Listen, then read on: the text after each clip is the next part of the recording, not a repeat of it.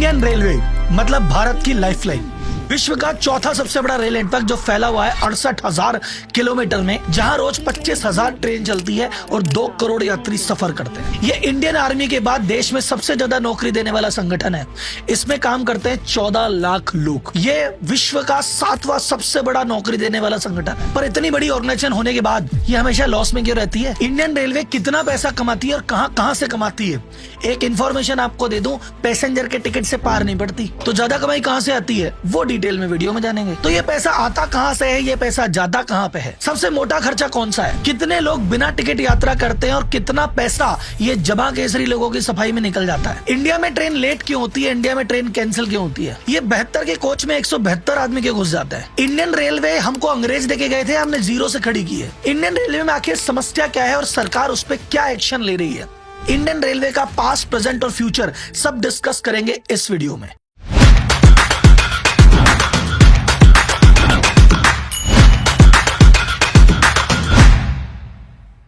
सबसे पहले बात करते हैं इंडियन रेलवे की हिस्ट्री की कि ये चालू कैसे हुई। और ये सेक्शन में सिर्फ उन लोगों के लिए रख रहा हूं जो ये कहते हैं कि अंग्रेज भैया हमें रेलवे देके गए थे। आप ध्यान से सुनो। ब्रिटिश ने रेलवे बनाई थी 2 कारणों से। पहला, चोर लोग तो थे, इंडिया से सामान चुरा के लंदन लेके जाना था, तो कैसे लेके जाएंगे भारत के कोने कोने से, तो रेल लगाई खुद के फायदे के लिए। तो इंडिया में सबसे पहले चली थी फ्रेट ट्रेन। इसके बारे में सोचा था 1832 में और पहली ट्रेन चली 1837 में ग्रेनाइट को ट्रांसपोर्ट करने के लिए। फिर इंडिया में भाई साहब खुद का मूवमेंट, खुद को इधर उधर जाना पड़े और कल को कोई पंगा हो जाए तो भाई साहब देश से भी भागना पड़े, तो ट्रेनें चलाई पैसेंजर ट्रेन कि भाई साहब हम पोर्ट तक पहुंच सके और वहां से लंदन भाग सके। तो पहली पैसेंजर ट्रेन चली 16 अप्रैल 1853 को बोरीबंदर मुंबई से थाने तक। इस ट्रेन में 14 बोगियां थी और 400 पैसेंजर थे। इस रेलवे ट्रैक को बनाने के लिए जो स्टील आता था वो आता था ब्रिटिश स्टील से और उसके लिए पैसा जाता था भारत से। यानी भारत के पैसे से ब्रिटिश स्टील को अमीर बनाया, उसको प्रॉफिट कमाया और यहाँ पे ट्रैक बिछाया खुद के फायदे के लिए। तो ये मत कहना अंग्रेज हमें दे गए थे।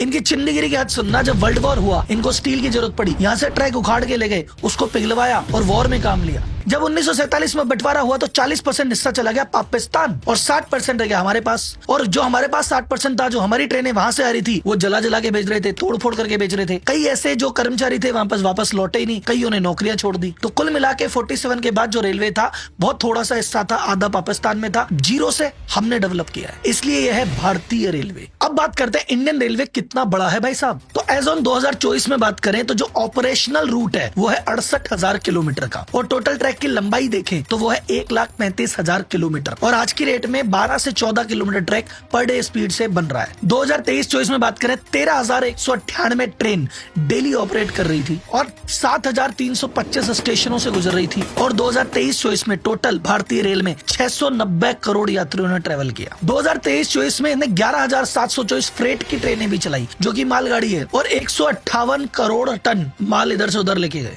एज ऑन 31 मार्च 2024 की अपन बात करें तो इंडियन रेलवे के पास 3,27,991 मालगाड़ी की बोगियां है और 91,948 पैसेंजर बोगियां है। अब बात करते हैं इंडियन रेलवे टोटल कितना पैसा कमाती है, कहां से कमाती है और मोस्ट इंपोर्टेंट ये लॉस में क्यों रहती है। तो सबसे पहले बात करें इंडियन रेलवे का टोटल रेवेन्यू है 2,78,500 करोड़ रुपए। और सॉरी, तो बहुत तगड़ा वाला रेवेन्यू है। इसमें पैसेंजर के टिकट से कितने रुपए आते हैं? मात्र 80,000 करोड़ रुपए, यानी टोटल रेवेन्यू का मात्र 28%। तो बोले सर अगर पैसेंजर से 28% ही आता है तो बाकी 72 कहां से आया? सर बाकी 72 में सबसे बड़ा फिगर है फ्रेट रेवेन्यू, जो मालगाड़ी का भाड़ा आता है वो है 1,80,000 करोड़ रुपए, यानी पैसेंजर से 1 लाख करोड़ ज्यादा और टोटल रेवेन्यू का 65%। और इस 65% में अगर मैं बात करूं तो आधे से ज्यादा जो माल ट्रेवल होता है वो होता है कोयला। सेकंड नंबर पे आता है सीमेंट, फिर आता है आयरन ओर, यानी ये जितने भी भारी माल पूरी मालगाड़ी की मालगाड़ियां भर के जाती है वहां से रेलवे मुख्य पैसा कमाता है। इसके अलावा अदर इनकम से रेलवे कमाता है 18,500 करोड़ रुपए, यानी टोटल रेवेन्यू का 7%। अब अदर रेवेन्यू में क्या क्या आता है बात करते हैं। सबसे पहली बात अपने कवर किया कि जो बड़ा माल है जिसमें पूरी गाड़ी की गाड़ी बुक होती है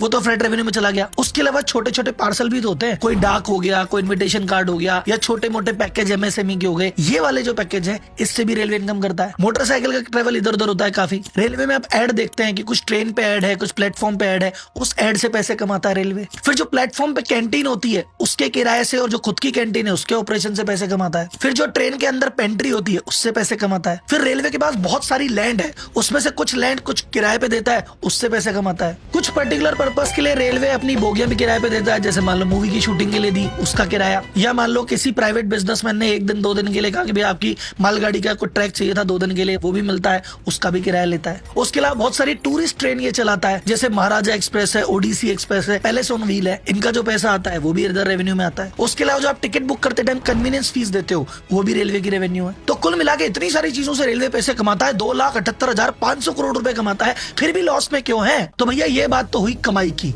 अब आते हैं खर्चे पे मेरे दोस्त। 2,05,000 करोड़ के होते हैं रूटीन खर्चे, यानी जो 14 लाख आदमी अभी काम कर रहे हैं उनकी तनख्वाहें, मेंटेनेंस, जो माल भाड़ा, जो रूटीन मेंटेनेंस लगता है वो है 2,05,000 करोड़। इसके अलावा जो रिटायर हो गए जिनकी पेंशन जारी है वो जाती है 67,000 करोड़ रुपए। उसके अलावा डेप्रिसिएशन में 1,000 करोड़ रुपए, और इसके अलावा अदर खर्चे 2700 करोड़ के। एक छोटा सा फिगर देता हूँ, आपका दिमाग थोड़ा सा घूम जाएगा। 1,200 करोड़ रुपए हर साल रेलवे खर्च करता है गुटखे से जो रंगोलियां बना बना के आते हो ना, इसको साफ करने में। 1,200 करोड़ रुपए कितना होता है? इसको ऐसे समझो, 120 करोड़ में एक वंदे भारत बनती है, यानी जितने पैसे में 10 वंदे भारत बनती है उतने में तो भाई साहब गुटखा साफ हो रहा है। इसरो ने मंगलयान 450 करोड़ में भेज दिया था, यानी जितने में गुटखे की सफाई होती है ना, 3 बार मंगलयान भेज दे इसरो। सोचो कैसे गुटिये लोग हैं ये, गुटिये मतलब गुटखा खाने वाले। ये टोटल खर्चा हुआ 2,75,700 करोड़ रुपए। अब भैया 2,78 तो कमाए थे, 2,75 तो लग गए, तो जो नेट सरप्लस यहाँ पे बचता है वो बचता है 2,800 करोड़ रुपए। आप बोलोगे राहुल जी तो 2,800 करोड़ का प्रॉफिट हो गया।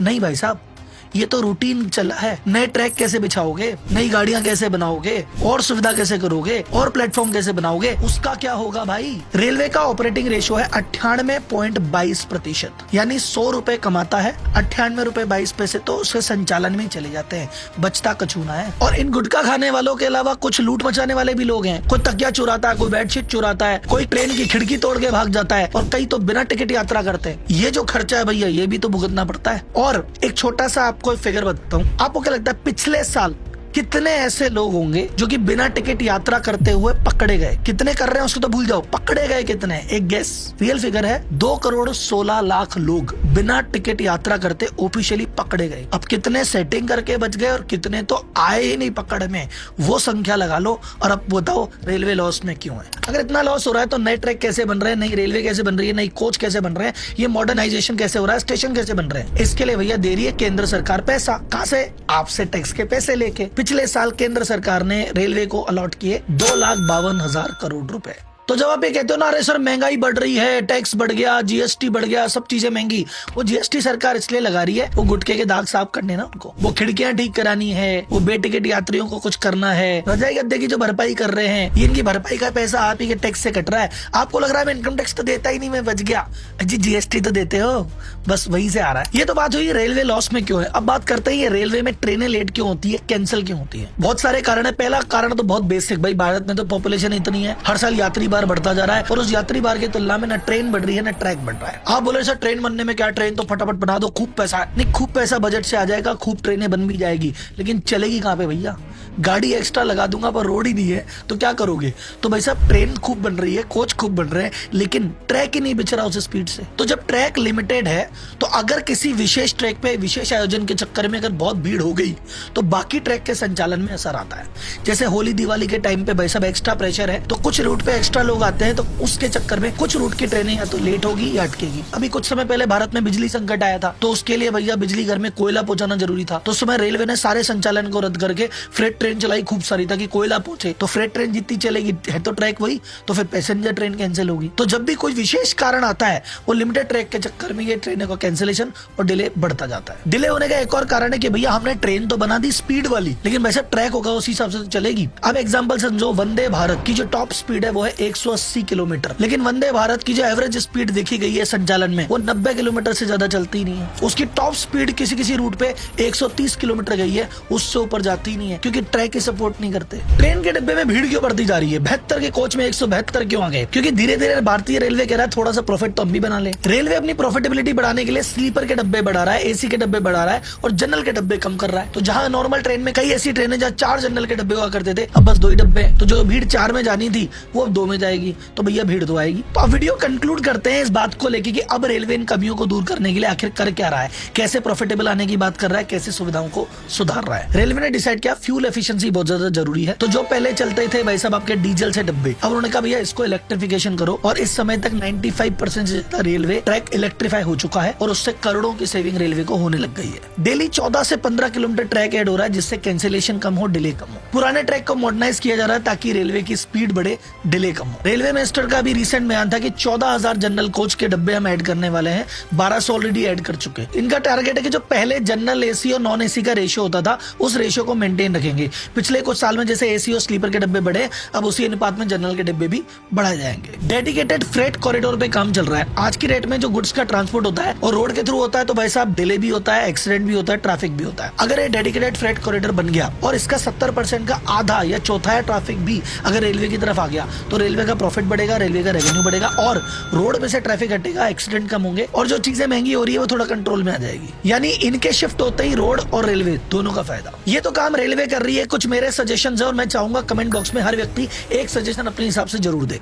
मेरा सजेशन कुछ ऐसे है। पहली बात, जो रेलवे के कुछ टास्क हैं जिसमें गवर्नमेंट को दिक्कत आ रही है उसको प्राइवेटाइज कर दूं।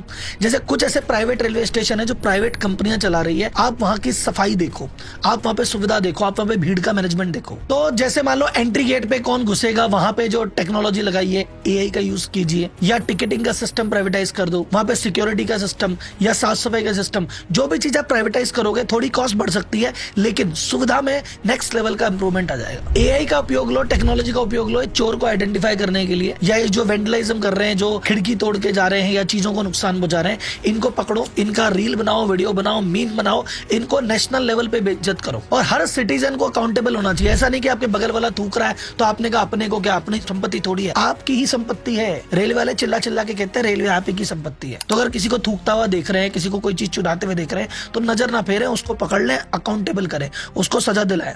आपके सामने कोई सेटिंग करता पाया जाए, बोले भाई पूरा टिकट देगा, आप जगोगे तो भाई अब रेलवे जगेगा। बिना टिकट खुद मत जाओ और कोई जा रहा है सेटिंग कर रहा है तो करने मत दो। अभी रेलवे में क्या क्या सुधार की गुंजाइश है, कुछ सजेशन मैंने दिए, कुछ काम गवर्नमेंट कर रही है। आप अपना सजेशन और अपनी समस्या जो भी है कमेंट बॉक्स में डालिए। हो सकता है वीडियो मंत्रालय तक पहुंचे, भारतीय रेलवे तक पहुंचे और आपके सजेशन पे इंप्लीमेंट हो। और अगर आप एक व्यापारी हो और अपने बिजनेस से रिलेटेड प्रॉब्लम से जूझ रहे हो तो हर प्रॉब्लम पे आपके भाई ने एक कोर्स बना रखा है, आप मेरे नीचे लिंक में जाके उसको चेकआउट कर सकते हैं। तो आज की वीडियो में बस इतना ही, मिलते हैं अगली वीडियो में, तब तक के लिए धन्यवाद, जय हिंद।